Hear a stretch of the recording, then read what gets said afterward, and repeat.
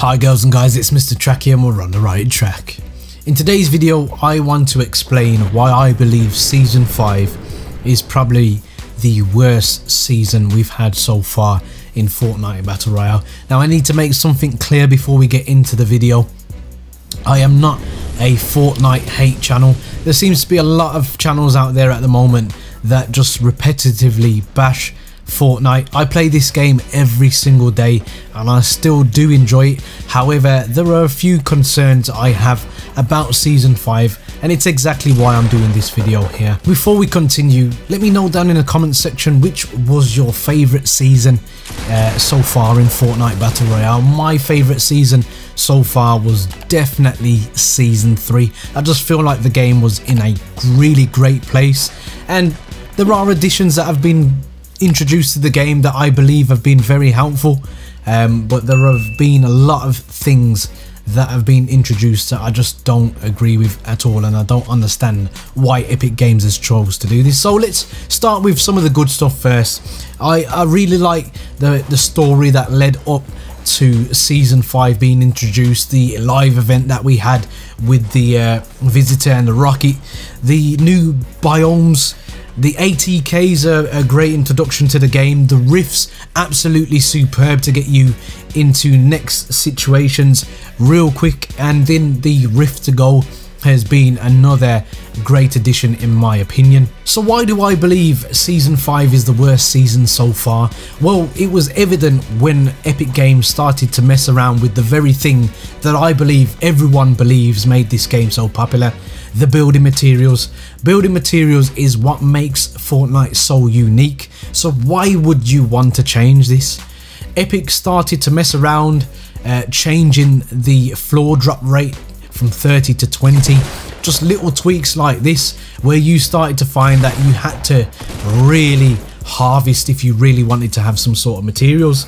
Then they started to change heal times of wood, of metal, of brick.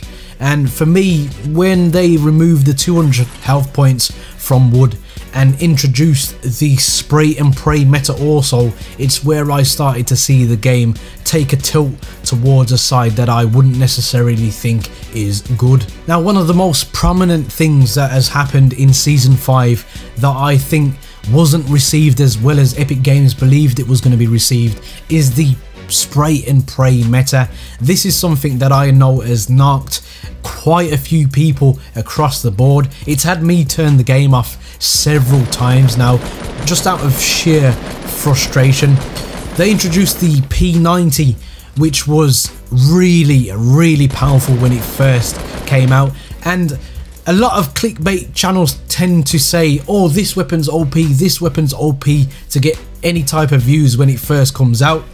But this was the first time that clickbait channels were actually telling the truth, because the P90 was so powerful, in fact, that it was promptly nerfed within the first week it was out. Another weapon that was introduced to the spray and pray meta was the drum gun. This was just so overpowered in my opinion and heavily used throughout the game. Now, they did some tweaking, but they still allowed this particular gun to have 50 in the magazine, which I just did not get. And it's just really frustrating when you're trying to be skillful against somebody with a shotgun only to just get sprayed down. You try and build against that person, they still continue to spray down. And the meta changed, in fact, so much so that people started to take 2 drum guns with them, so they literally could just spray you down with 1 drum, and when that empties, move on to the next one, and you just had no chance against these type of players. The standard and silenced SMGs also received a nerf, as they previously received a buff, and a lot of people believe that they were too strong also. And just on top of that, the minigun was buffed, so that just completes the spray and pray meta, a meta that I would rather forget sooner rather than later. Now, I'm not going to say for 1 minute that SMG should not be in the game and the miniguns all should not be in the game, because I believe everything has a place in the game if it's correctly placed in the game. Now for me, there are too many SMGs for a start. You have the P90 in different variations, you have the silenced SMG in different variations, and then the unsilenced SMG in different variations. There are too much SMGs in the game, and this is where I think Epic Games needs to make changes for Season 6. In terms of the minigun, I believe that also has a place in the game. It's very effective when you are playing against squads, but I believe there should be solely a gold version in the game. Make it rare as possible. Now the one thing that I really missed in the game, and they were heavily butchered in Season 5, is shotguns. The pump is pretty much non-existent at the moment. It really needs to be taken closer to where it used to be. Now they did buff the shotgun, the pump shotgun, in terms of the pull-out time, because it didn't represent the reality of double pumping was popular. They tried to nerf this a few seasons ago, and then they've made certain adjustments and then totally forgot about the pump shotgun. Now me personally, I really like double pumping, and I don't mind the 200 plus headshots if you land your shots perfectly. Now I came into this particular game at Season 2 as a potato, still a bit of a potato now to be fair, but I really loved indulging in the skill gap. I really actively wanted to get better, and that's what's kept me going for how many seasons now on Fortnite. The fact that I was getting better. I don't like the fact that Epic Games continually rewards people who just show up to the game, play it for a couple weeks and then go away. Your hardcore fans are the ones that should be rewarded. So in terms of building, as I've mentioned, you shouldn't be nerfing it. Taking it somewhere near to Season 3 would be perfect in my eyes. The spray and pray meta, get rid of things like the LMG, vote it, just vote the thing, vote some of the SMGs, get rid of the P90. I don't think it has a place in the game.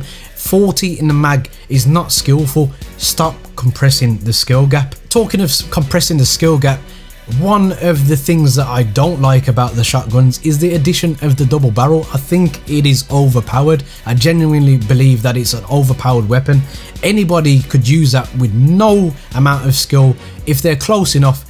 150 plus damage, times 2 shots, so that's 300 damage. Anybody can kill somebody in that regard. So I believe that needs removing from the game.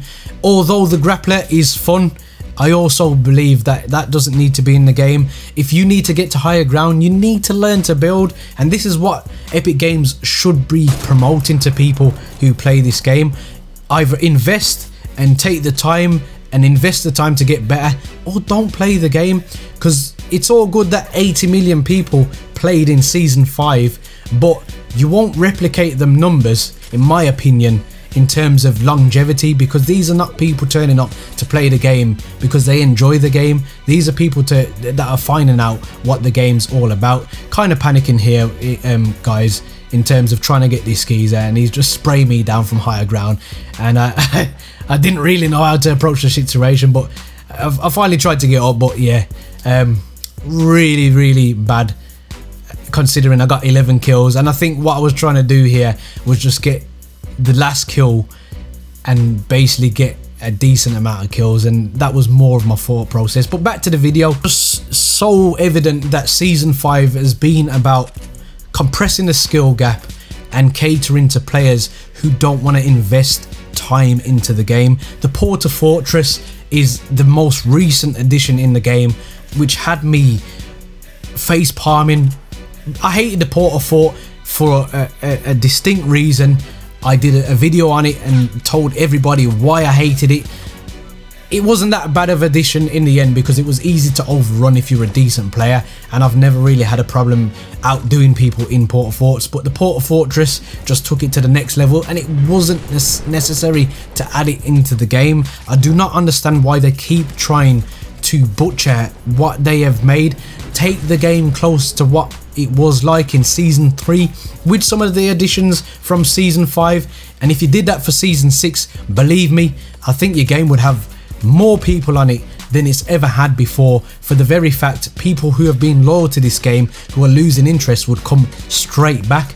And in my personal opinion, if kids and adults are looking up to players like Daquan and Ninja and other players like that, then they are actively going to want to get as good as those guys by doing what those guys do, not by what Epic's adding into the game to be crutches for these particular players.